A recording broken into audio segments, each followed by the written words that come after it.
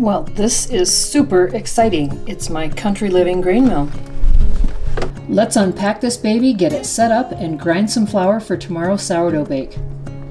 I am so excited that my country living grain mill arrived today. An investment in good quality, hand-operated machinery that won't require electricity unless I should decide to buy a motor for it. But I purposely wanted a mill that doesn't need power in case I get to live off-grid in the future or in case of a grid down situation. This, I assume, is the power bar to make turning easier. Oh, that's hefty. This is the corn and bean auger that help feed the bigger grains down into the mill. Oh, there's a couple of little pieces in here. Those are little pieces to key it in. I better put this back in the bag.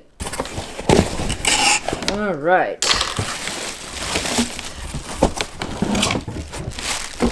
This is the main part. It's heavy. It's metal.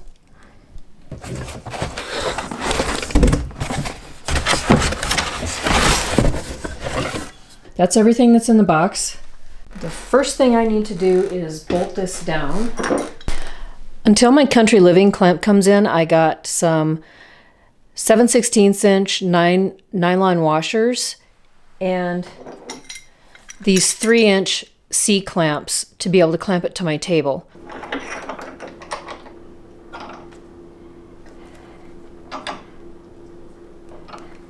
Okay, that's pretty tight.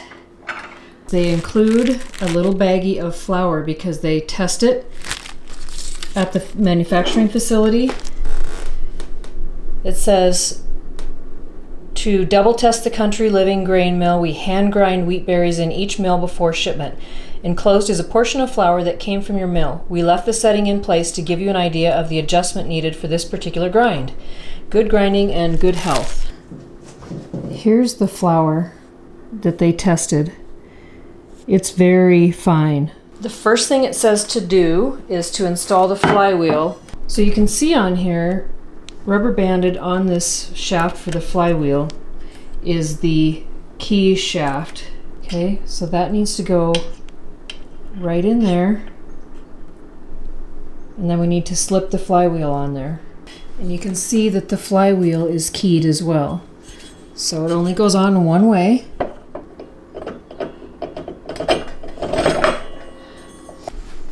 It says that the shaft should not protrude past the flywheel. I am leaving a little bit of space here between the mill body and the flywheel.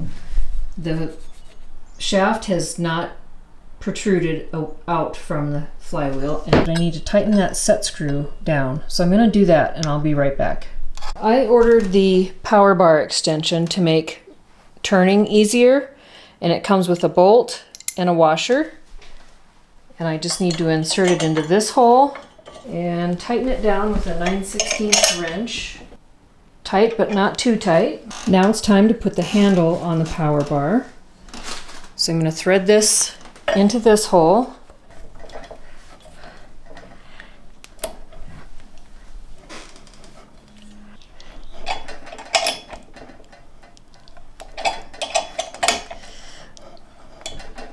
And then I'm going to tighten this against the bar. That might be too much. If the handle is too loose, then you'll end up pinching your skin, it says. So let me tighten this some more. So there's a little bit of a play in the handle so that it moves, but not so much that you can get some skin in there to pinch it. And that is it for assembly. As I've shown you in my sourdough bread video, I make 3 loaves once every other Saturday. Since my recipe goes by weight, the quantity of wheat berries I'll need to create that much flour should be about the same. I just cut up a piece of cardstock and notched it. I'm going to put it behind here and just tape it to the back side for now. Food prices have skyrocketed and we've only seen the beginning of that. And that's if you can even find what you're looking for. This is why it's more important than ever to grow your own food and buy in bulk what you can store and lock in today's prices. I recently discovered Azure Standard for organic, high-quality bulk foods that are delivered at drop points by truck around the country. Type in MichelleTech1 at azurestandard.com/start, which will also be in the description box below, to open your account and shop for yourself.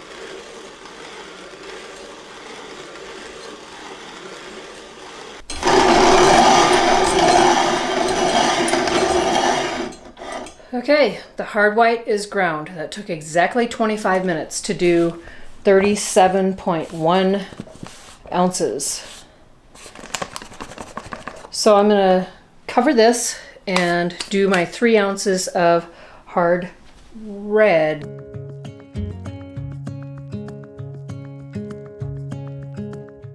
That only took 3 minutes to do 3 ounces. I am super excited to be able to grind my own flour and not pay so much at the grocery store. The price is going up, of course. Availability is going down for wheat berries. It's cheaper to do it this way on your own with wheat berries. It's organic, the nutrients aren't depleted, then artificially fortified to compensate for industrial overprocessing. It's fresh and brand new and better for your gut health, which also means better for your mental health, as gut health is directly tied to mental health. Even better for your gut health if you make sourdough, as it's fermented and the gluten is reduced if you have trouble with gluten.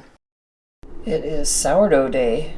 There's my hard white flour that I ground last night, and I'm getting ready to feed my starter for my every other Saturday sourdough bread bake. I've also ground a little 3-ounce bag of hard red wheat. My starter activated for 2.5 hours, and now I have mixed that starter with my hard white wheat berries that I ground and the 3 ounces of hard red berries. It's grainier, not as super fine powdery as the packaged stuff, but it mixes a lot better. It's not super sticky and like sourdough starter snotty. I have kneaded the sea salt in, and the difference between using packaged flour, and I used King Arthur flour all this time, and using my fresh ground, is that this was grainier, but it's not necessarily dry. It just isn't super sticky. Usually when I add the salt in and knead it in the bowl, I have to have wet hands or the dough sticks to my hands really bad, and I have to continually wet my hand to do that. This I was able to knead on the counter with no flour. It's just a really nice non-sticky texture. The dough was folded, and now I have cut it into my 3 loaves to rest for 20 minutes before I shape them. The loaves have risen for 2.5 hours. I've sliced them, and they're going to go in the oven at 425 for 25-30 minutes. The sourdough just came out of the oven to cool on wire racks. It looks more rustic, not as smooth, but I have a feeling it's going to taste way better. Definitely a denser loaf.